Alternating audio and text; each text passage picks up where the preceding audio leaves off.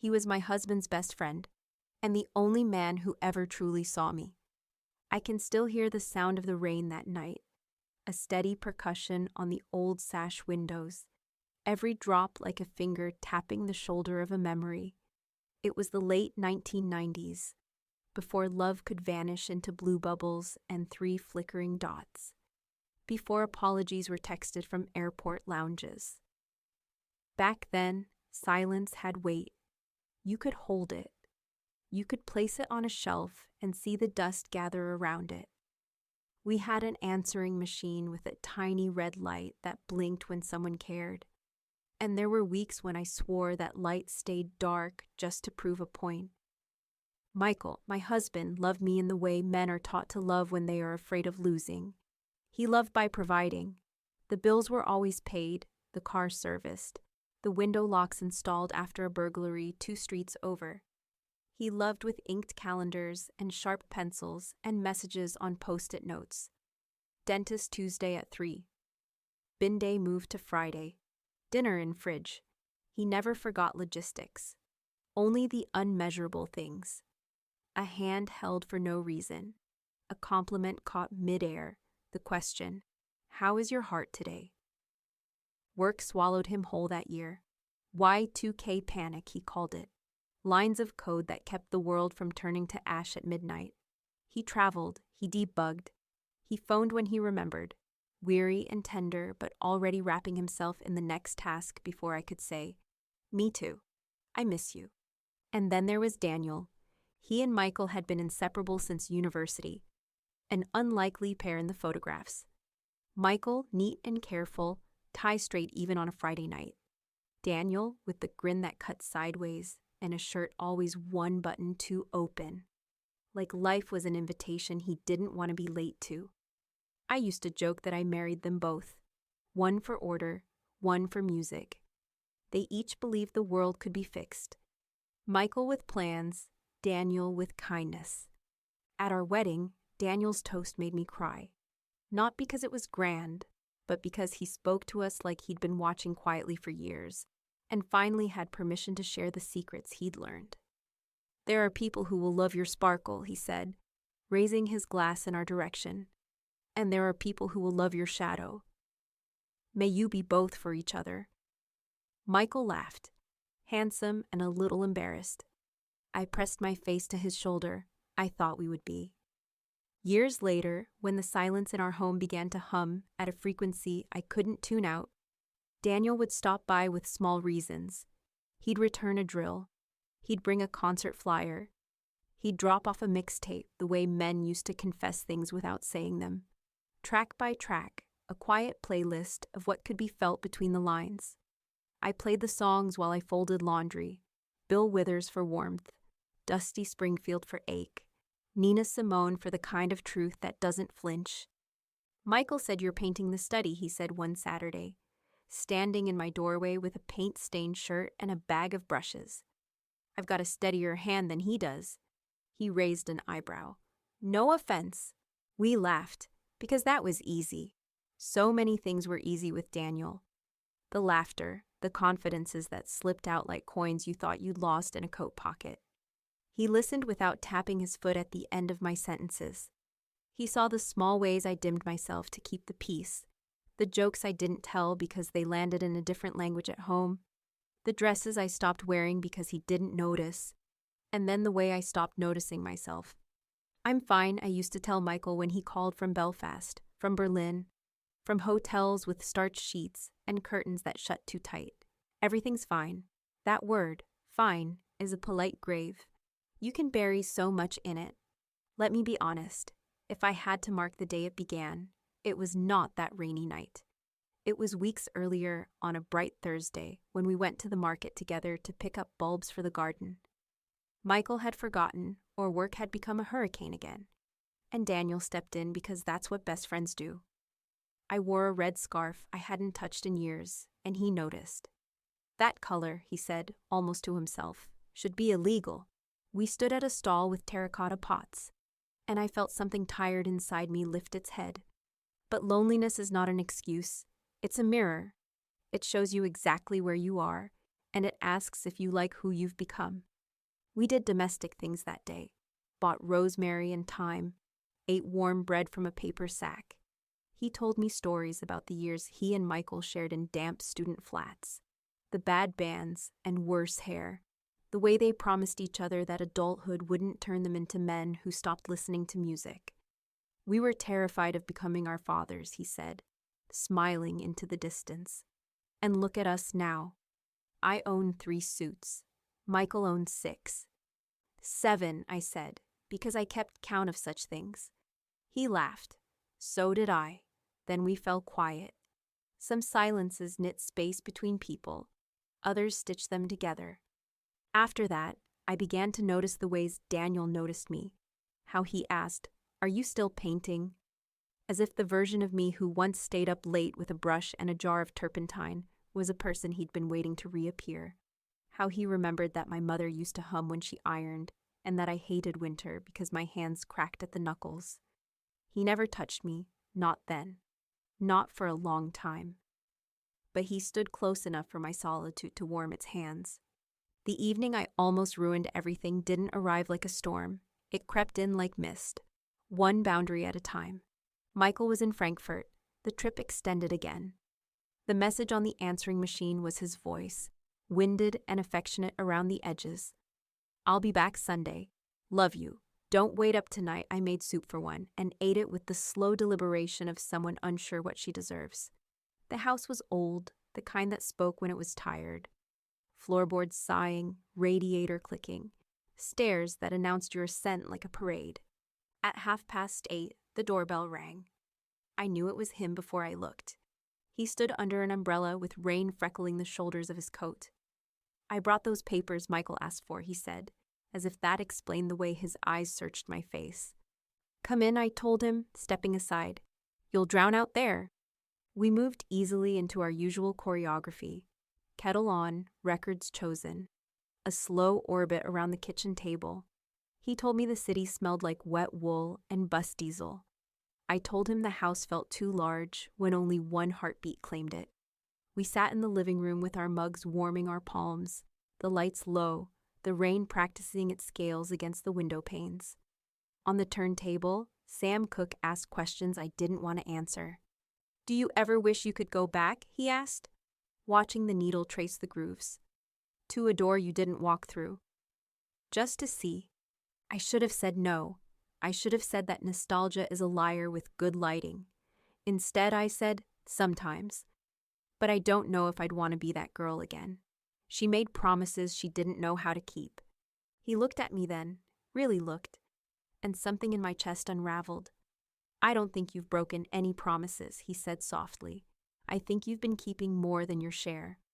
The power flickered once, twice, then surrendered. The house exhaled into darkness. We were quiet because what else can you be when the world falls away? I found candles by memory. One on the mantel, one in the drawer with the loose batteries and string and single socks that had lost their partners. He struck a match, and for a moment the room glowed with the kind of honest light that forgives every withered thing. It would be easy to blame the dark, the common confession of people who fail themselves. But it wasn't the dark that did it. It was the way he held the match cupped like something holy. The way the flame painted a softer man across his face, and I thought, I could be loved like this. Not a statement, a wish. We carried the candles to the mantel and sat on the floor by the hearth like children up past bedtime. The rain turned loud, insistent, and the house seemed to lean in, eavesdropping. "Are you happy, Sophia?" he asked, careful, as if the answer could bruise. I tried to give a beautiful, complicated answer, the kind that hides a nuance and says nothing. But softness was dangerous between us, and lies more so. "I'm lonely," I said finally. The word burned on the way out. "I'm so good at being composed that I've forgotten how to be alive." He closed his eyes like the admission was a song he'd been waiting for. "I see you," he whispered. "I have for a long time." If he had reached for me then, I don't know who I would be now, but he didn't. He pressed his palms together and stared at the smoke rising from the burned-out match like a prayer he couldn't voice. We talked, the way people do right on the edge of a cliff. He told me things about Michael I didn't know. Fear disguised as confidence, devotion disguised as distance. He loves you, he said, a sadness in it. But he's terrified of failing at the one thing he values most. So he works like a penance. He looked at me. You're paying for a debt that isn't yours. Maybe, I said. Or maybe I made it easy by never asking him to look at me. Some feelings make the air taste like metal. This was one of them. Without thinking, I rested my head against his shoulder, a small surrender. It felt like leaning into a story I already knew the ending to and choosing it anyway. He didn't move. The thunder spoke in the distance, and in its wake I could hear both our breathing, the way two people breathe when they're trying not to kiss. When he finally turned, his mouth was so close I could see the doubt and the wanting wrestling under his skin. His hand lifted, paused, faltered, hovering an inch from my cheek. Outside, a car hissed by on the wet street like the city was trying to move us along. I can't be the reason you forget who you are, he said. The words broke open inside me like light through church glass. There it was, the line at last, drawn by the only person who could draw it and make me believe. I pulled away, slow as a tide, and pressed my palms flat against the floor to steady myself. Shame was a small, mean animal pacing the room. But there was also relief, like finding your way back to a path in a dark wood. I don't want to be someone I wouldn't respect, I said. And the truth of it surprised me. Not, I don't want to hurt Michael, though that was true. Not, I don't want to lose my life, though that too. It was simpler. I wanted to live with myself. We blew out the candles one by one, as if extinguishing the possibility. The power returned with a hum. On the turntable, the record spun in silence, waiting for a hand to forgive its stillness. Daniel stood and smoothed his coat. He looked older in that moment, or maybe just more honest. I should go, he said, and I nodded. At the door, he hesitated. If he were here, he added, barely above the rain, he would look at you the way I do and remember why he chose you. Then he left, carrying the storm with him. I watched the door for a long time afterward, as if it might open again and return me to a life I hadn't quite abandoned. My hands smelled like match smoke. The house smelled like wet wool and lemon cleaner. I sat on the floor until the chill took me. Then I went to bed and lay awake with every choice I might have made looping its film against the ceiling. Michael came home 2 days later, as promised. He was exhausted, gentler than I expected, his stubble rough with travel. He kissed my forehead, which felt like something a brother would do, and dropped his suitcase by the stairs. We saved a bank, he said, half smiling, the kind of humor men use when they want to be admired but not questioned. I watched him move through the kitchen like a guest. He opened cabinets as if they had rearranged themselves in his absence. He asked after my week, and I offered him a collage of facts. The kettle sputtered again. The lavender looks ill. I finished the book with the blue cover and cried at the end. He didn't ask why I cried. I didn't say. That night, I couldn't pretend anymore. I lay beside him, listening to his breath even out, and felt a sudden surge of panic. A clear, cold certainty that this was precisely how people slipped, by choosing not to speak until the thing left unsaid began to rot the floorboards. I got up, made tea I didn't drink, and came back to the bedroom. I touched Michael's shoulder. "Wake up," I whispered. "I need to talk to you." He blinked, sat up, rubbed his eyes with the heels of his hands. In the low light, he looked young. He was young, we both were, and tired in a way money can't fix. "What's wrong?" he asked, voice gravel soft. "I'm lonely," I said, the same word, the same burn. "I don't want to be a wife you love by habit. I don't want to become the quiet we live around." He didn't speak. The pause stretched so thin I thought it might snap and cut me. Then he said, "Is there someone else?" Not angry, just braced. I took a breath that scraped. "No," I said, and I meant it. But there was a moment when there could have been. And I never want to stand on that edge again. He closed his eyes and nodded slowly, a man counting steps backward from a ledge. When he opened them, I saw something I hadn't seen in years. Fear without anger, softness without strategy. "I'm sorry," he said. "I thought I was choosing us by choosing work. I wanted to build something you'd never have to forgive me for not providing." His voice broke on the last word. "How long have we been speaking different languages?" I asked, tears coming easy now that truth had a foothold. "A while," he said. "Too long. We didn't fix it that night. Movies and books lie about that. The single conversation that heals the fracture and sets the bones stronger than before. Instead, we did what remarriage inside a marriage requires. We started from the beginning, with the small, shy questions you ask when you don't assume you know someone. What do you need at the end of a hard day? What did you dream you'd become? What do you want from me that you haven't dared to ask?" We went to counseling in a church basement that smelled like coffee and old hymnals. A woman with kind eyes and unfashionable shoes asked us to describe our marriage as a room. I said it was neat, sunlit, and the windows didn't open. Michael said it was sturdy with a draft you only noticed at night. She nodded as if we had handed her a map. Daniel didn't disappear. That would have made things easier but less honest. He and Michael still did their rituals. Football on Sundays, terrible takeaway. A loyalty forged in cheap beer and exam panic. I saw him less, and always with other people around, which was both mercy and penance. Once, months later, we ended up side by side at the sink at a birthday party, rinsing glasses and resting them upside down on a towel. We didn't speak for a long time. Then he said, "How are you?" in a tone that didn't mean, "What have you been doing?" It meant, "Who are you becoming?" "Braver," I said. He smiled without looking. "Good." Michael started coming home earlier on Fridays. We made a ritual of it. Records and a cheap Rioja, a dance in the kitchen that was less about rhythm and more about showing up. He learned to ask me questions he didn't know the answers to. I learned to extend invitations instead of waiting for mind reading to become a spiritual gift. We took a weekend away to the coast in February when the sea looked like a person who needed rest. We walked until our noses went numb and then warmed our hands around bowls of chowder. In the hotel room, we said the things that hurt wrapped in sentences that tried to hold. "I miss the way you used to look at me," I said, keeping my voice even so the words wouldn't scatter. Michael swallowed carefully.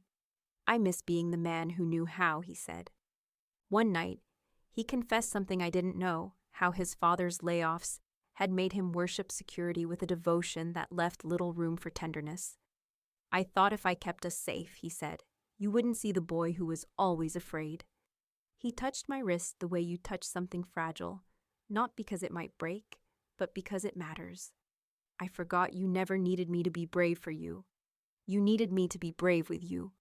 I told him about the girl I used to be, the one who painted till dawn and believed the right kind of silence could heal a person. "She's still in here," I said, tapping my chest, "but she needs permission." "From me?" he asked. "From me," I said, "but your blessing helps." We returned home different in ways small enough to be dismissed by anybody else and enormous enough to change everything. We made space for our old selves to meet our current selves and wave shyly across the room. I painted again, badly at first, like someone relearning a language she once dreamed in. Michael sat in the doorway sometimes, reading, and would look up just to look up.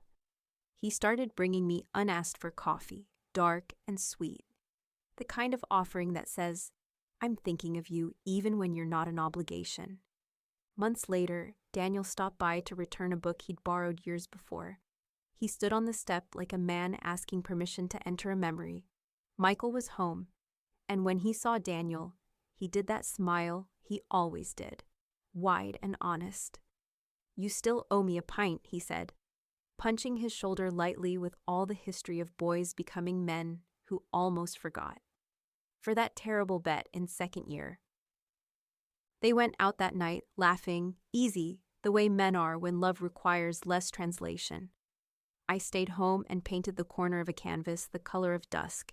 The house felt like a version of itself I hadn't met before, Not quieter exactly, but truer, like a person resting after telling the hardest part. A year slipped by. Sometimes I thought of the rain and the candles and the thin place we almost walked through. Not with longing anymore, but with a gratitude that surprised me. Gratitude for the restraint that costs, the choice that doesn't glitter but holds. I learned that loyalty isn't the absence of desire. It's the decision made in its presence. We are not saints. Even now, after so much mending, there are days when Michael and I startle each other like strangers in a hallway. Who are you today, and how do I love that version? But the room we described to the counselor has windows now that open, and on cold nights when the draft returns, we move closer instead of wrapping ourselves in separate blankets and pretending we don't feel the cold. As for Daniel, life, with its quiet kind of mercy, offered him a door of his own. He met someone kind in a bookshop. Of course he did. A woman with laughter that sounded like deciding to forgive your teenage self. He brought her to dinner. I liked her immediately. On the way out, she reached for his hand the way women do when they know where they're going. He looked back at me then, just once, and there was no ache in it, no what if, only a shared understanding that we had stood at an edge and chosen the path that meant living with our heads high. Sometimes, late at night, when sleep is stubborn and the house resumes its chorus of domestic noises, the water whining in the pipes, the fridge clearing its throat, the floorboards telling the story of every footstep they've ever held, I go downstairs and stand by the window. If it's raining, I let myself remember. The power out hush, the match caught by a careful hand, the way desire can feel like truth and still be a lie you tell your future. I put the kettle on. I choose a record. And when Michael wanders in, hair wild from the pillow, and wraps his arms around my waist, I lean back into him with the relief of a person who has found her way home. Not by luck, but by the map of her own courage. I almost ruined my marriage the night I realized I had wandered so far from myself that the first warm gaze felt like salvation. But it wasn't salvation I needed. It was to be seen, first by me, then by the man who promised to keep looking. We kept the promise. We renew it in small ways, a hand on the small of a back, a question asked without rushing the answer, a Friday dance in the dim kitchen while the red light on the answering machine blinks a single message. We are still here. And when the world falls quiet and temptation dresses up as comfort, I remember the sentence that saved me, offered like a blessing at a doorway I didn't walk through. I can't be the reason you forget who you are. Neither can I.